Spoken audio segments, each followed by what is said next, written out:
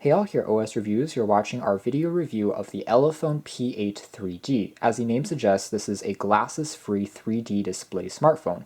Kind of unique, not too typical for a device in 2018, but this is also not the first time that we've seen a 3D display on a phone. In fact, we saw that with the Evo 3D back in 2011, and Amazon kind of put their own spin on the concept with the Fire phone, which was quite short-lived back in 2015. Still, it's a very unique concept, and we always like innovation, especially in smartphones these days, where every device seems to look very similar to the last, so we applaud Elephone for trying to do something a little bit different. This is also a very budget-priced handset. It's unlocked, it's a dual SIM phone that supports 4G LTE bands in certain countries, and sells for around $140. For the price, you're getting not too shabby specifications, including an octa-core 1.5 GHz processor powered by MediaTek, along with 4 gigs of built-in RAM and 64 gigs of built-in flash storage. Now, potential down points to the design include the fact that the bezels on the front, as you can see here, are a little bit large, just because it employs a slightly older 16:9 aspect ratio, as opposed to a more current 2:1. With that being said, the phone still looks fairly sleek, especially since it comes in this interesting red edition color, which is a scheme that we've been seeing more and more of in the past few weeks, including devices from the likes of Meizu as well as Apple. So red phones are definitely a trend that is getting a little bit more popular.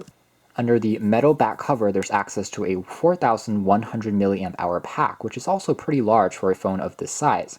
You'll last about a day and a half to 2 days on a single charge before you need to recharge it again. You also find access to a fingerprint scanner and what looks like a dual camera setup that Elephone claims has both a color as well as monochrome sensor that is capped at roughly 13 megapixels. Unfortunately, the secondary sensor doesn't seem to do a great job in terms of the bokeh effect, but we'll discuss that later on when we get to the camera performance of this review.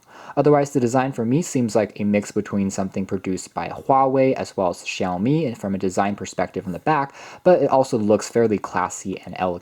On the bottom here, there's access to a micro USB port, a speaker, and a 3.5mm headphone jack. Although the standard headphone jack is a nice addition, we do wish that they used USB Type-C instead of the older micro USB. On the side, there's also a volume rocker. So turning the device on, you can see that the fingerprint scanner is okay in terms of speed. Definitely not as fast as a Xiaomi phone, but it takes a split second and the phone will unlock. One of the better trends that Elephone has gone with lately is producing fairly stock or vanilla-like experiences on top of Android, and the P8 3D is another example of that. We have a very light skin on top of Android, and there's almost no bloatware at all that's pre-installed aside from the typical Google apps, including Drive, Gmail, the Play Store, as well as Gmail and YouTube support. So this is certainly a welcome addition and leaves most of the memory up to you for downloading the games and titles that you would actually want to use. There's also access to the standard Google services such as Assistant if you long hold on the home key. Only areas where Elephone has really tweaked this thing is on the lock screen, where we have a modified clock widget that actually looks quite elegant in my opinion, and there's also access to a 3D viewer, which is really the only app that they've pre-installed. And this is actually a very important app because it's where you'll be accessing the majority of 3D content out of the box. So basically the 3D display, which is glasses free, only operates in the horizontal view. In the portrait view like this, nothing will seem 3D. It's also an effect that you probably won't get an immediate reaction to looking at this video online, but in person, just like on the Nintendo 3DS and other 3D displays, it is actually a very promising and very actually surprisingly strong 3D effect. So tapping on next, you can first of all relax your eyes and then switch to this horizontal view. Immediately you start seeing this interesting 3D effect where as you pan around the screen, you start to see the images start to move around, and there's actually surprising depth as aforementioned from our unboxing and first impressions video previously. It actually is very convincing. The mountains in the background to the biker in the front seems to be rather separated, just like a real 3D image. If it's not clear, you can tap on it again to recalibrate it, and if it's clear, you can tap on clear to proceed. It also uses a camera on the front, which is rated at 16 megapixels to do some rudimentary eye tracking to enhance the 3D capabilities of the display. So once we are in the app itself, we have access to both videos as well as images that are encoded in 3D. What's also pretty nice is you can convert anything, including regular 2D images and videos, into 3D format by using this app. And right now the shot looks like it's in 2D, but I can tap on 3D and instantly it has this depth applied to it. And it's actually surprisingly accurate, so it works quite well. Even though the cameras on the back of the phone don't actually capture stereographic 3D images, the software seems to optimize it, and it pops out objects closer to your eyes and those further away. So for instance, here's a shot of a butterfly, which looks very 3D in person, and here's another one of the universe. Now, one of the side effects of having this 3D display, which is probably using a special material for the glass or the plastic underneath, is that it has a very interesting reflective nature. So you can see that the light is casting almost a rainbow-like color, and this is actually very common. When pointed at the sun or any light source, it casts a very interesting glare-like effect. It's kind of mesmerizing, but it doesn't produce quite as quality viewing angles as a regular screen would. If you put a regular screen next to this one, it seems to glare a little bit less, and it has slightly better viewing angles when you tilt it at extreme angles from the sides. So that is one potential flaw of having this 3D technology. But otherwise, when you are viewing back 3D content, it does produce a very interesting and mesmerizing effect. It also is a pretty clever way of advertising, as you can see here from some of these stock images. Now I can exit out of this app, and there's actually a separate icon on the top of the notification shade that says 3D service. You can tap on this to manually turn on 3D, but the effect doesn't really become prominent if you aren't using an app or an image that is really suited for this application. I've tried some of the 3D titles through the Play Store, but I really couldn't find too many compatible apps, since again 3D technology wasn't very successful when it was first introduced a few years back. So sadly, there doesn't seem to be too many third-party apps and programs that takes advantage of this capability. So you're basically stuck for videos and images for now.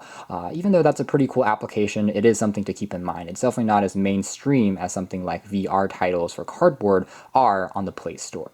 Otherwise, performance of the phone seems to be quite good in terms of day-to-day navigation. Again, the octa-core chipset, clocked at 1.5 gigahertz, is a very tried and tested MediaTek package. It's not the most power-efficient chipset, it's not the fastest in terms of responsiveness, but overall it keeps up fairly well thanks to the 4 gigs of RAM and the fact that it has a rather large battery. If we take a quick look at the camera performance first, it does use a pretty stock-looking camera app, and we can immediately notice that if we tap on the bokeh effect mode, which is this round button on the very top, the effect is it produces basically a circle, and then everything outside of it seems to be out of focus. Sometimes it works, but sometimes it's a little bit shaky. Again, like most budget Chinese phones, it definitely isn't as well implemented as on more expensive and actual brand name devices on the market.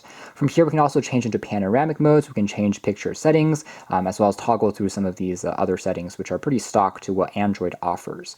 Overall, the camera quality is decent. It's definitely not anything out of the ordinary. Colors, though, are pretty accurate as far as their tones. It's a slightly wider, slightly colder hue than really the real shot, which tends to be a little bit warmer in real life, but at least you do have plenty of details. Even if you kind of zoom in and crop in, you can see some of the finer details are well differentiated, and especially in HDR mode, where it pulls in more details in the shadows, it actually does a respectable job. So not a bad camera at all, especially on a budget device. Here's one with the flash illuminated, and it's capturing some of these details actually pretty well too.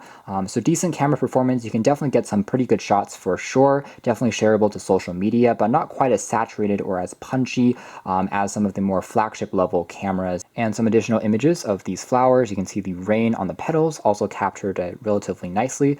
Again, for a budget Chinese OEM, it seems to be doing a respectable job as far as image quality is concerned. So exiting out of this, let's take a quick look at the audio performance next. I'm going to jump into YouTube and just play back a quick song through the speakers.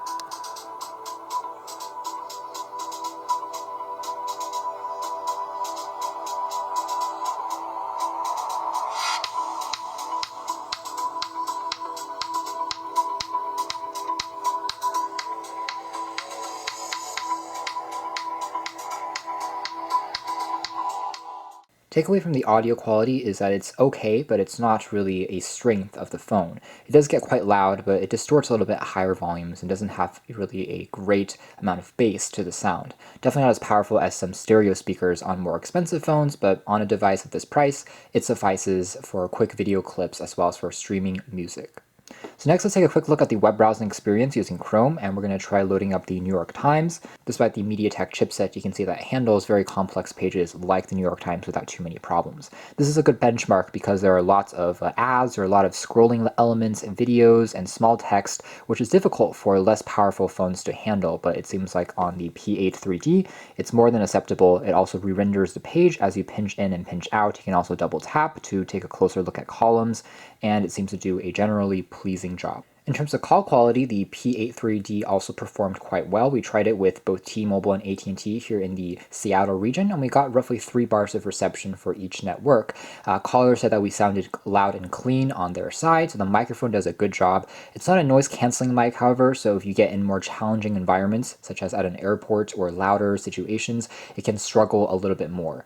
Other elements of the phone are pretty typical, so if you've handled or seen reviews of other MediaTek-powered phones, you'll know what to expect when it comes to other gaming and benchmarks. Again, nothing out of the ordinary, but good enough as a mid-tier phone. For handling most 3D titles and games on the Play Store, it more than suffices. So you just have to wait for a few seconds longer for the titles to actually open up, and you may occasionally encounter a few drop frames here and there through the animations, just because, again, the processor speed isn't quite as fast as some more expensive devices. So that's more or less it as far as our review of the Elephone P8 3D is concerned. Again, the most noteworthy thing about this phone isn't necessarily the processing power, or for that matter, the price either. $140 is a good price, but there are many other devices on the market that hits the same mark, such as the La Eco devices, or even a Xiaomi phone. But what differentiates this phone is that 3D full 1080p IPS display, which is sharp, vibrant, punchy, sensitive, and offers actually a very convincing 3D effect. Although it's a little bit of a shame that I wasn't able to find too many games or specific third-party apps that took advantage of this screen technology, the media content that includes photos and videos that I tried using the screen all worked really well. Think of the Nintendo 3DS, but slightly better just because the resolution is higher. And overall, it's a very immersive viewback experience if you are into watching movies with your smartphone. In particular, if you're looking for a unique handset that doesn't break the bank, if you're looking for a backup phone, then perhaps consider checking out the Elephone P8 3D. You can learn more details down in the description box below, but for now, this has been our video. Thanks for watching here at OS Reviews.